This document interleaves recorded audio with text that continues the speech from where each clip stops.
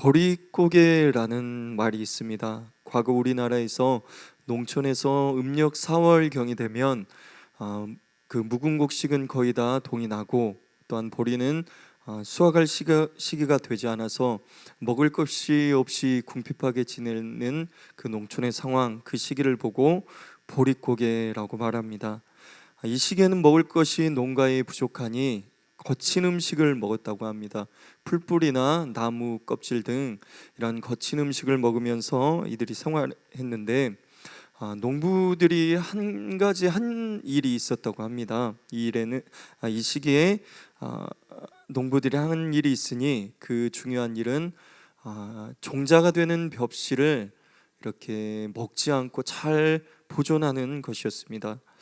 종자가 될 벽실을 배고프다고 해서 그것을 먹어버리면 당장의 배고픔을 해결할 수 있지만, 그것을 심지 못하고 거두는 시기에 거두지 못하게 되면 나중에 더 큰 화를 당하기 때문에 농부들은 배고픔에도 거친 음식을 먹으면서 종자가 되는 그 벽실을 보존하기 위해 노력하였습니다. 왜 이들이 그렇게 벽실을 위해서 노력했을까요? 심어야 거둘 수 있기 때문입니다. 심어야 거둘 수 있다라는 원리는 우리가 일상생활의 삶에서 뿐만이 아니라 영적 생활에서도 적용이 되는 원리입니다.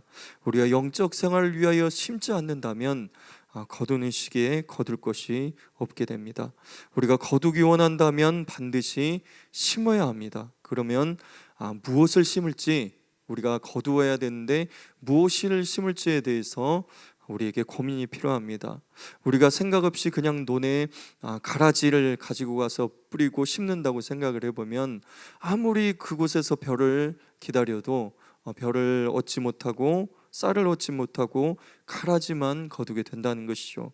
벼를 수확하기를 원한다면, 좋은 쌀을 수확하기를 원한다면 좋은 종자인 벽실을 잘 보존해서 심어야 된다는 것입니다. 반드시 심는 대로 거두기 때문입니다. 사도 바울은 갈라디아 교회에 원하는 것이 있었죠. 그 원하는 것은 자신을 바라봐 주어라, 아니면 자신을 높여 주어라, 이런 것이 아니라 그들이 온전한 복음, 하나님 나라를 알고 그 하나님 나라를 살아가는, 그러한 복음 안에서 살아가는 참된 믿음이 그들에게 있기를 원하였습니다. 그래서 이 농부가 벽실을 관리하듯이 이 복음의 씨앗을 관리하였죠.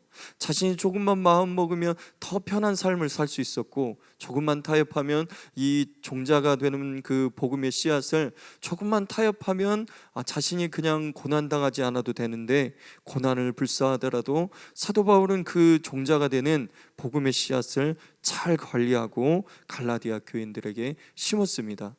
그리고 그 결과 사도 바울이 심고 잘 가꾸기 시작하자 갈라디아 교인들에게 그들에게 아주 좋은 믿음이 자라기 시작하였던 거죠.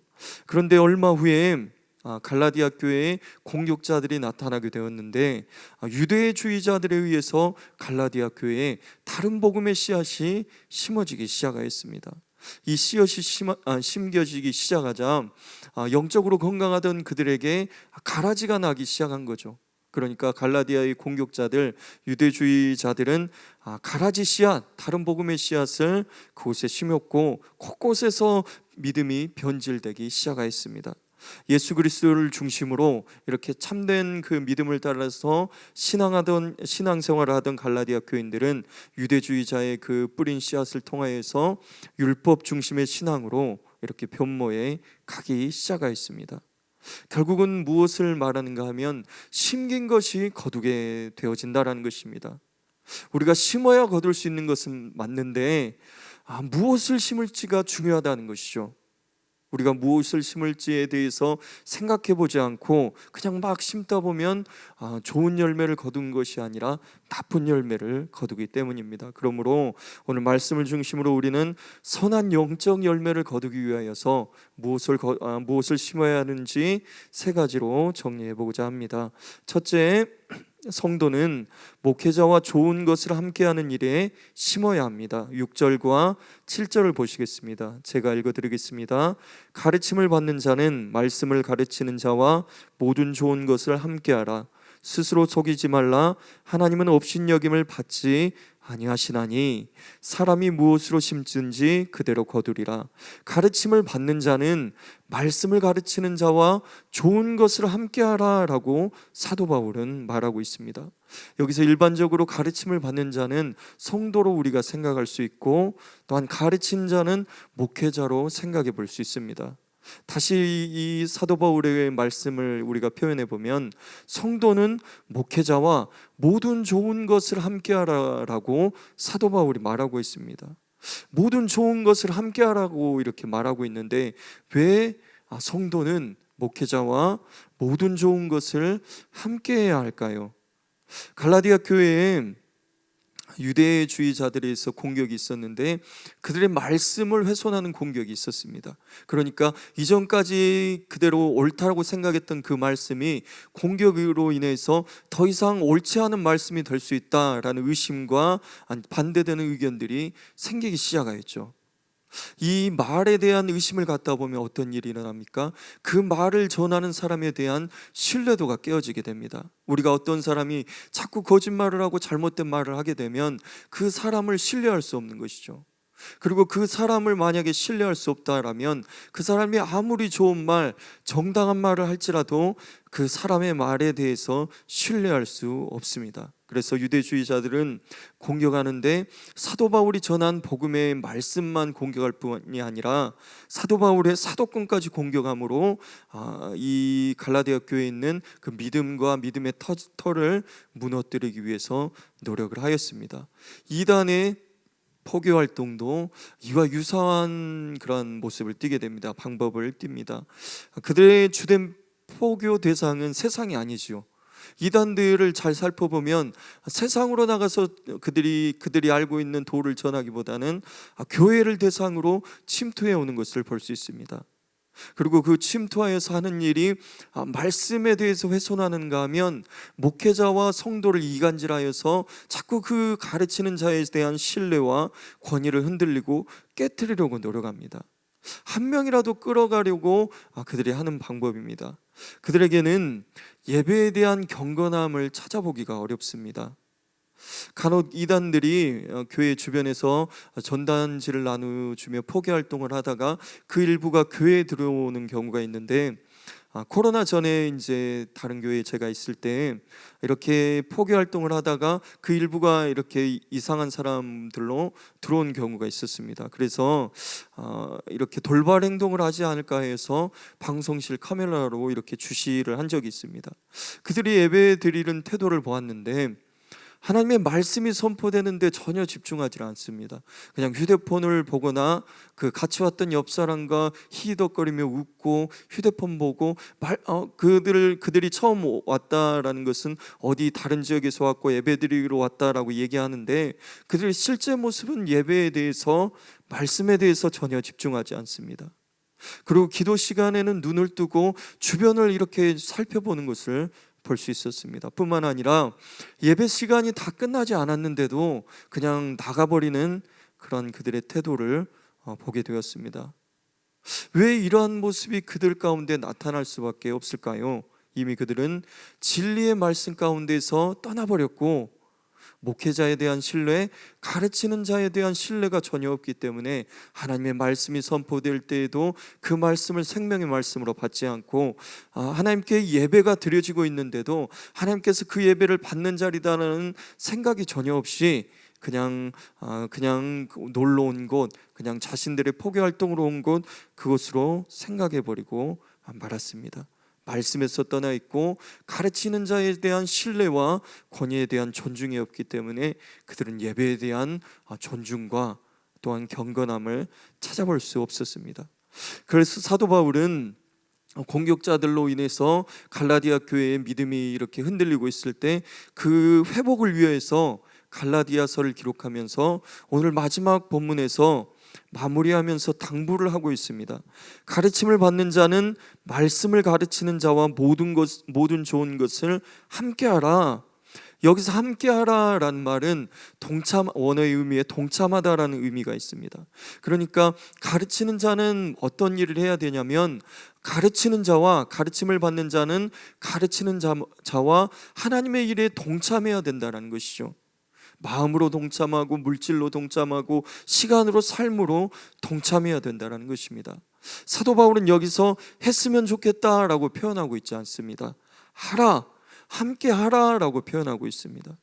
해도 되고 안 해도 되는 것이 아니라 우리의 신앙의 건강함을 위해서, 다시금 깨어진 신앙을 회복하기 위해서 꼭 해야 되는 일이 있는데, 그것은 가르치는 자와 모든 좋은 것을 동참해야 된다, 함께 해야 된다라고 말을 하고 있습니다. 갈라디아 교회의 공격자인 유대주의자들이 갈라디아 교회를 무너뜨리기 위해 한 방법은 사도 바울을 서답권을 공격하면서 그의 가르침의 권위와 신뢰를 깨뜨리려고 하였고, 그 가르침을 흔들려고 하였습니다. 말씀에 대한 신뢰를 깨뜨리려고 하였죠. 굉장히 치밀하게 안에서부터 무너지게 하는 그런 치밀한 전략으로 다가왔습니다. 우리가 이러한 전략들, 사단의 전략들을 알지 못한다면 우리가 서로가 서로를 동참하지 못하고 하나님의 뜻으로 함께하지 못하고 불필요한 데 에너지를 쏟게 된다는 것이죠.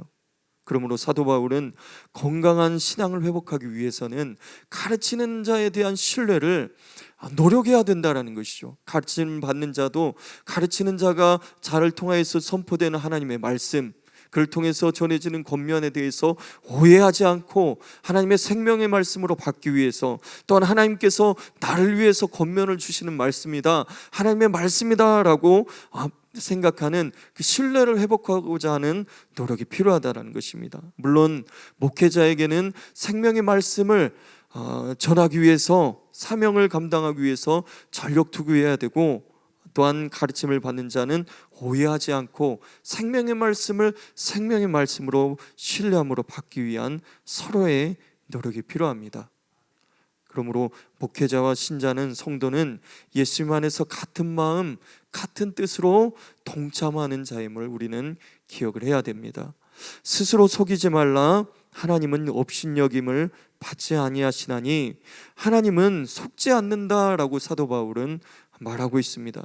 우리가 무엇을 심고 있는데 정말로 하나님의 일에 동참하고 있는 것인지, 아니면 말로만 하고 있는 것인지, 아니면 전혀 다르게 하고 있는 것인지, 무엇을 심고 있는지 하나님은 분명히 아신다는 것이죠. 그런데 하나님만 아시는 것이 아니라 우리 자신들도 알고 있죠. 우리가 거짓으로 동참하기 시작한다면 하나님을 속였다라고 생각하지만 우리의 마음의 자리에 있는 그런 거짓된 마음을 우리 자신들이 알게 된다는 것이죠. 그렇게 되면 말씀을 들어도 은혜가 없고, 우리가 기도를 하여도 무미건조한 기도 생활, 신앙생활을 하게 되고, 잠시 은혜를 받은 것 같지만 이내 사라지고 없어져 버리게 된다는 것입니다.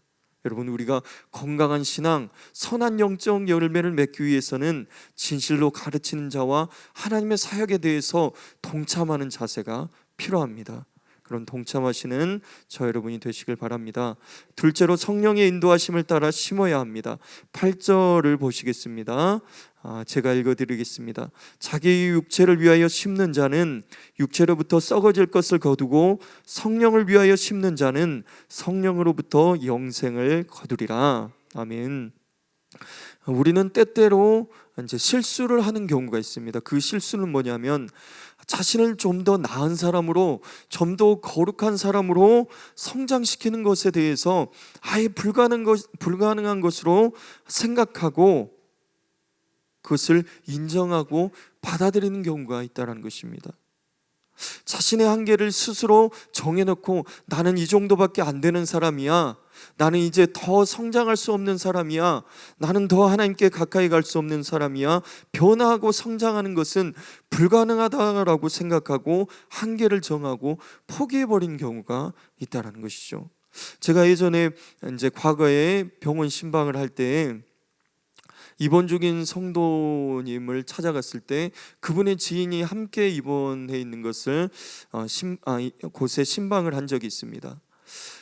그 성도님을 이렇게 신방하다가 그 주변에 있는 분이 이제 대화를 걸어오시길래 이제 교회 한번 나와 보시라고, 이제 이 병원에서 멀지 않은 곳에 우리 교회가 있다고 한번 와보시라고, 우리 교회 좋다고 이렇게 전도를 한 적이 있습니다. 그랬더니 그분이 대뜸 하는 말이, 나는 화가 많아서 이 화를 조절을 못해서 교회에 나가면 정말 화가 났을 때 교회에 불을 지를 수도 있으니 나는 교회에 가지 못하겠다라며 웃으시면서 이렇게 농담 반 진담 반으로 얘기하시는 것을 들은 적이 있었습니다. 그분이 웃으시기에 저도 그냥 웃긴 소리 하시네 라고 생각하면서 웃어 넘겼습니다. 그런데 조금 생각을 해보니 그분이 안타깝다라는 생각이 들었습니다. 그분은 자기의 수준을 지금 자기가 정해버린 것이죠. 더 변화할 수 없고 더 성장할 수 없고 새로운 사람으로 만들어질 수 있다라는 생각을 할 수가 없었던 것입니다. 자신의 수준, 자신의 삶을 이미 자신이 바운더를 치고 경계를 정하고 한계를 정하고 그 수준에 머물러 버리고 그것을 받아들이고 믿어버렸기 때문입니다. 그 수준으로 생각하고 받아들여 버리니 성장할 수 없고 변화될 수 없고 그의 평생에 많은 시간이 지났을 텐데 여전히 그가 하는 말은 내가 화가 많은 사람이다. 어렸을 때도 그 말을 했겠죠. 청년의 삶에도 그 말을 했겠죠. 중년의 삶에도 그 말을 했겠죠.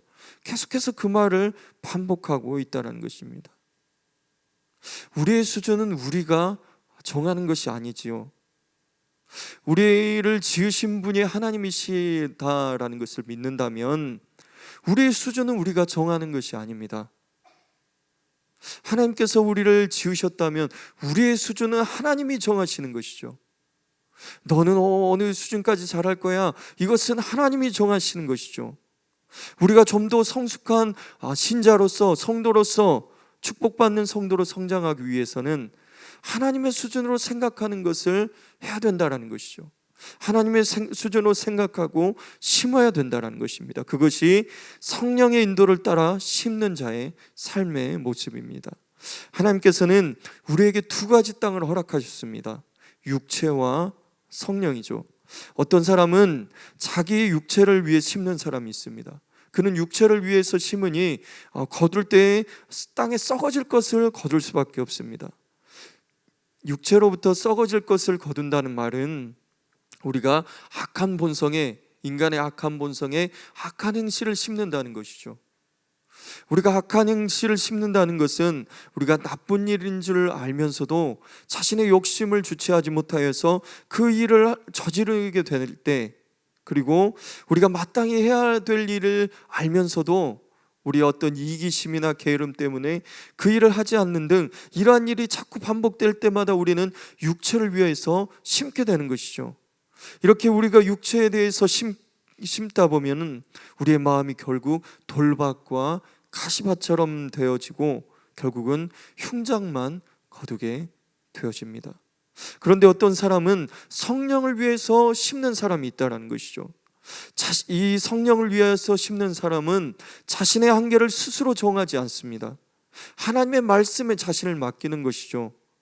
성령의 감화와 감동을 따라서 자신의 생각과 뜻과 감정을 따라서 행동하는 것이 아니라 성령의 감화와 감동을 따라서 자신의 삶을 변화시켜 갑니다.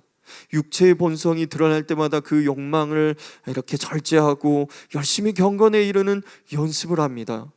이 사람의 삶은 결국 하나님을 닮아가는 거룩한 자의 삶을 살게 되고 나중에 영생이라는 최고의 열매를 거두게 됩니다. 여러분, 어디에 심으시겠습니까? 육체입니까? 아니면 성령입니까? 그리고 무엇을 심으시겠습니까? 육체를 심겠습니까? 아니면 성령을 따라 영적인 선한 열매, 선한 씨앗을 심겠습니까?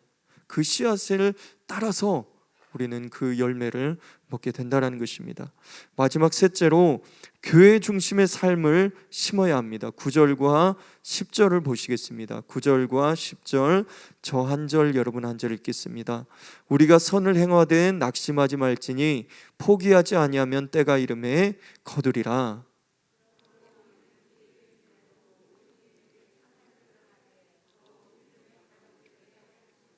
아멘. 9절을 보시면 선을 행하되 낙심하지 말지니 포기하지 아니하면 때가 이름에 거두리라 라고 말씀하고 있습니다. 우리가 말이 좋아서 선행이지 우리가 선행을 꾸준히 유지하는 것이 결코 쉬운 일이 아닙니다. 그래서 우리가 성도로서 각자의 직분과 그런 직임들이 우리에게 소임들이 맡겨져 있습니다. 그것을 한 번, 두 번 충성스럽게 감당하기는 쉽지만 그것을 성실하게 꾸준하게 변치 않는 마음으로 그 자리를 지키며 그것을 감당하는 것은 결코 쉬운 일이 아닙니다. 우리에게 맡겨진 사명과 직분이 우리의 영적인 성장을 돕고 있는 것은 맞지만 그 성장 가운데 주어지는 것이 예씀과 수고로움들이 동반되어진다는 것이죠. 사명을 통해서 우리가 기쁨을 얻는 것도 맞지만 그 사명을 이루기 위해서는 반드시 예씀과 수고로움이 동반되어진다는 것입니다.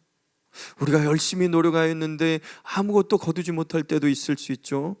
그리고 진심으로 진실되게 그 일에 대해서 심었는데 전혀 다른 오해를 받을 수도 있습니다. 그럴 때 우리는 굉장히 기운도 빠지고 그런 사명과 직분을 그만두고 싶어질 때도 있습니다. 그래서 성경은 우리에게 말씀하고 있습니다. 우리를 격려하고 있습니다. 낙심하지 말라, 포기하지 말라, 때가 이르면 거두리라. 낙심하지 말라, 포기하지 말라, 때가 이르면 거두리라 우리에게 말씀하고 있습니다. 한번 따라해 보겠습니다. 낙심하지 말라, 포기하지 말라, 때가 이르면 거두리라. 네, 아멘.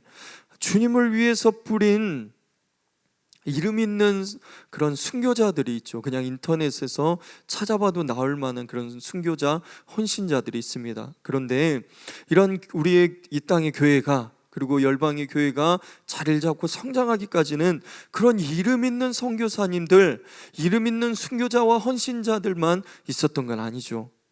수많은 사람이 이름 없이 사라졌으며, 이름 없이 헌신하였으며, 이름 없이 땀을 흘리고 피를 흘린 그 터 위에 교회가 세워졌다는 것입니다.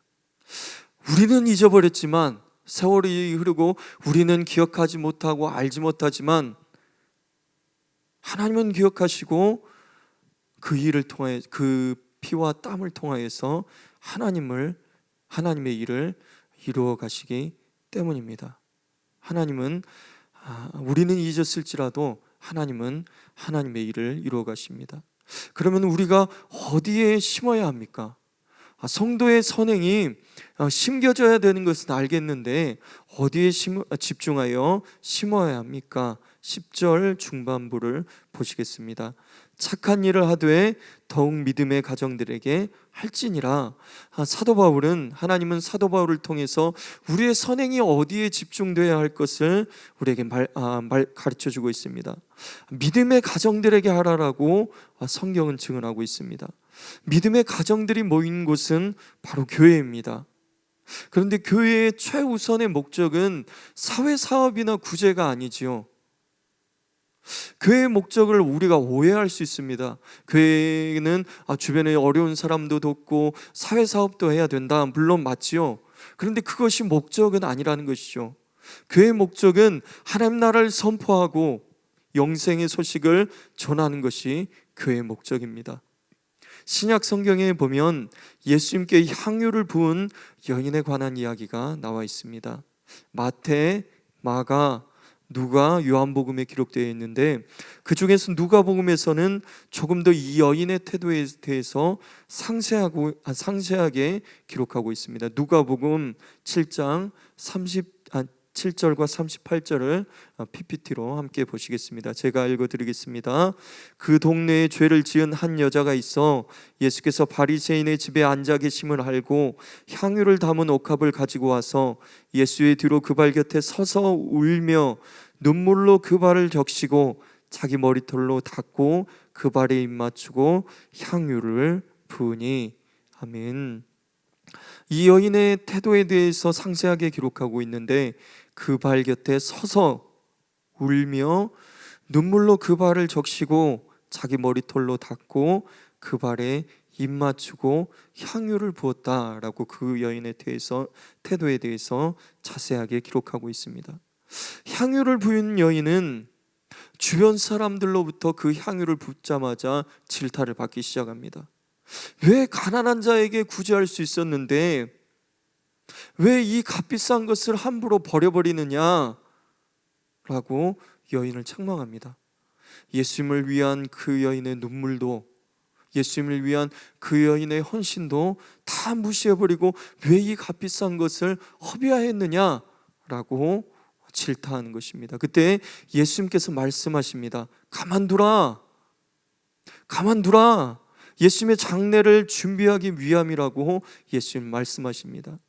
여인이 지금 예수님의 장례를 준비한다라는 것의 의미는 예수님의 십자가의 사건에 대해서, 지금 예수님께서 앞으로 십자가의 그 지로 가시는데 그 일에 대해서 동참하는 일이다, 동참하며 참여하고 있다.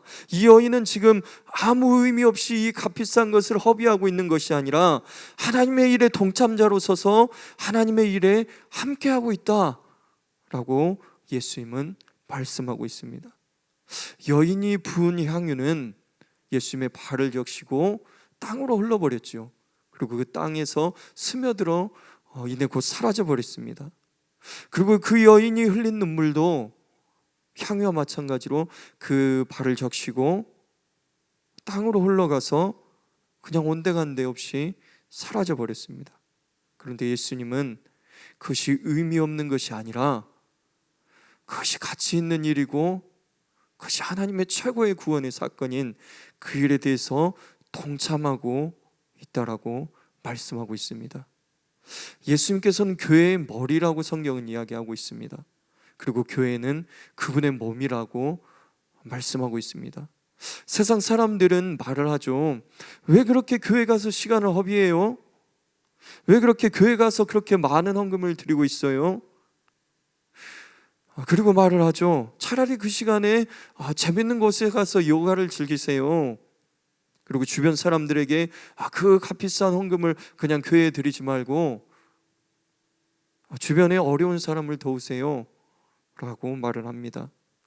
그런데 교회가 든든히 서가 있지 않는다면 우리의 신앙생활도 흔들릴 뿐만이 아니라 하나님 나라의 복음 전파하는 그 일도 힘을 잃어버리게 되고 만다는 것이죠. 우리가 속한 교회를 위하여서 흘리는 눈물이 헛되지 않다라는 것이죠. 지금 여인이 예수님이 여인에 대해서 평가하고 있는 것은 지금 그 여인이 흘려버린 그 향유가 이내 곧 사라져버렸지만 그 여인이 흘렸던 그 눈물이 온데간데 없이 사라져버렸고 사람들의 질타밖에 남지 않았지만 하나님의 일에 동참하고 있었다면 우리가 주님의 몸된 교회를 위해서 흘리는 땀과 그리고 교회를 위해서 눈물로 기도하는 그것은 결코 헛되지 않는다는 것입니다. 살아계신 하나님께서 그 일을 기억하시고 하나님의 일을 이루어 가시기 때문입니다. 그러므로 낙심하지 마시고 포기하지 않고 교회를 위해서 눈물을 흘리시는, 눈물로 기도를 심으시며 눈물로 헌신을 심으시며 눈물로 물질을 심으시는 저 여러분이 되시길 바랍니다. 우리는 심어야 거둘 수가 있습니다. 좋은 것을 심어야 반드시 좋은 것을 거둘 수 있습니다. 좋은 것을 심기 위해서는 어떤 일을 해야 합니까? 종자를 잘 선별해야 되죠. 그리고 그 종자를, 좋은 종자를 잘 보존해야 됩니다. 오늘 말씀을 통해 우리에게 알려주는 그 씨앗은 가르침을 받는 자는 가르치는 자와 동참하는 자로 심어야 된다. 그리고 두 번째는 우리의 생각과 감정을 따라가서는 안 되고 성령의 인도하심을 따라가야 된다. 세 번째는 우리가 교회를 위해서 눈물로 심어야 된다. 그리고 그 눈물은 헛되지 않는다. 예수님께서 하시고 하나님의 일에 동참하시는 것이다 라고 말씀해 주신다라는 것입니다. 그러므로 여러분, 종자되는 그 씨앗을 잘 관리하고 심어서 좋은 것으로, 또한 영생으로 최고의 것으로 거두시는 저와 여러분이 되시길 소망합니다.